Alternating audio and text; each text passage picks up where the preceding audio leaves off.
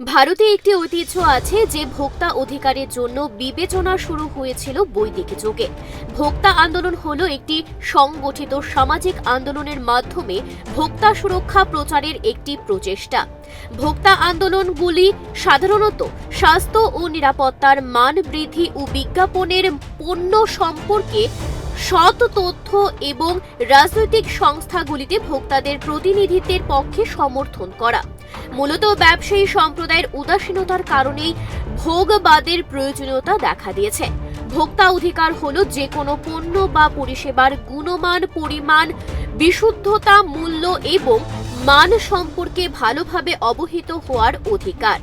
ভোক্তা সচেতনতার উদ্দেশ্য হলো ভোক্তাদের তাদের অধিকার এবং দায়িত্ব সম্পর্কে শিক্ষিত করা এবং কিভাবে অভিযোগের ক্ষেত্রে প্রতিকার চাওয়া যায় তা তাদের শেখানো।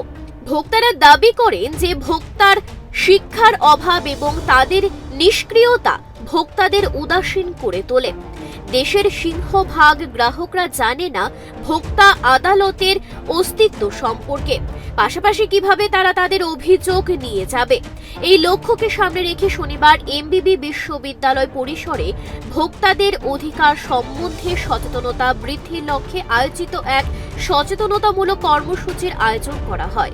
এই কর্মসূচিতে প্রধান অতিথি হিসেবে উপস্থিত ছিলেন মন্ত্রী সুশান্ত চৌধুরী।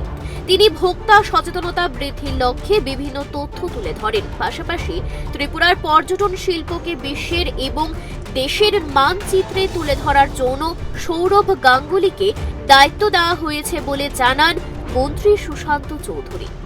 গ্রাহক জাগো, গ্রাহক জাগো, এই যে স্লোগানটা, এটা ভারত সরকারের দেওয়া এবং এটাকে দেওয়ার জন্য অমিতাভ বচ্চনকে ব্র্যান্ড অ্যাম্বাসেডর করেছে বা তাকে দায়িত্ব দেওয়া হয়েছে। কারণ আমরা যেমন ট্যুরিজমে আমি মন্ত্রী হওয়ার পর সৌরভ গাঙ্গুলিকে ব্র্যান্ড অ্যাম্বাসেডর করেছি, you all know, to promote Tripura tourism across the globe. Sourav গাঙ্গুলির টুইটার হ্যান্ডেল থেকে ত্রিপুরা ট্যুরিজম ছবি মোড়াম নির্মহল নিয়ে যখন যাবে, তখন ওর যে ফ্যান ফলোয়ার্সরা আছে সারা বিশ্বে, তারা ভাববে না গাঙ্গুলি আমার বস বলছে, আমাকে একটু যেতে হবে। এটার মাধ্যমে আমি আমার টুরিস্ট ফুটফল ত্রিপুরাতে বাড়াবো।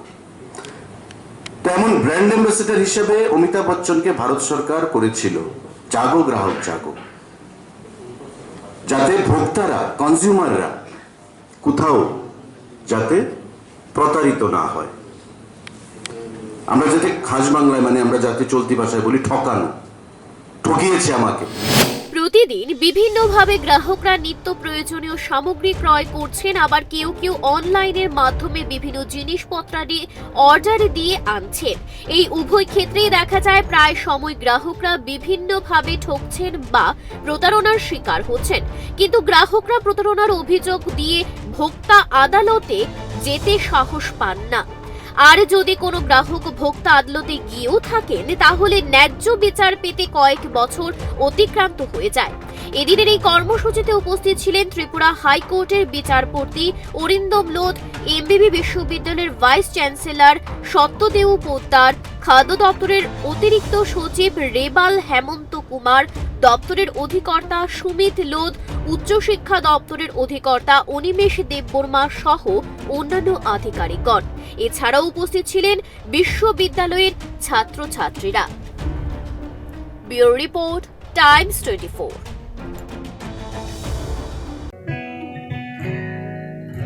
জুড়ে থাকে বাঁধন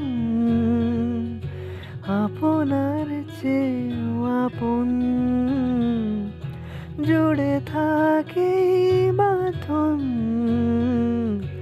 আপনার চেয়েও আপন, আপনার চেয়েও আপন। স্বর্ণ